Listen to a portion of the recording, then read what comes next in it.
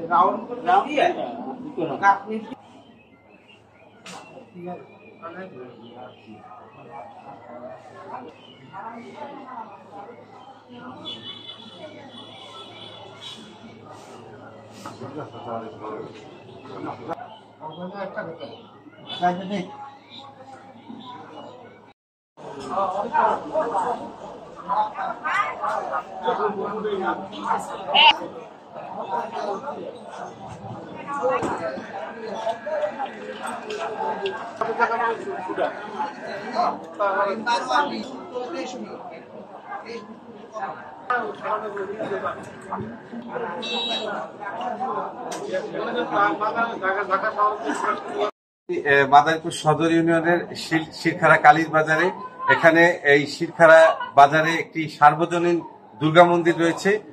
যে মন্দিরে সামনেই আপনারা দেখছেন যে একটি বট গাছ, এই বট গাছটি আমাদের এই নূর মোহাম্মদ ভাই আজ থেকে 30-35 বছর আগে লাগিয়েছিল। তারপরে সেই বট গাছটি যখন বড় হয় তখন এই চাল এখানে সেট করে, এই যাতে স্থানীয়রা যাতে পূজা করতে পারে এই জন্য, বা এখানে যারা ভক্তবিন্দুরা আসে তাদের সুবিধার্থে এই চালটি দেওয়া হয়। তো এই বটগাছটি বড় হওয়ার পরে এই চালটি ফুটা করে দেওয়া হয় এবং বটগাছটি বড় হয়ে তা আরো প্রায় 30-40 ফিট উপরে এখন হয়েছে। প্রায় 30 বছর আগের পুরনো এই বটগাছটা।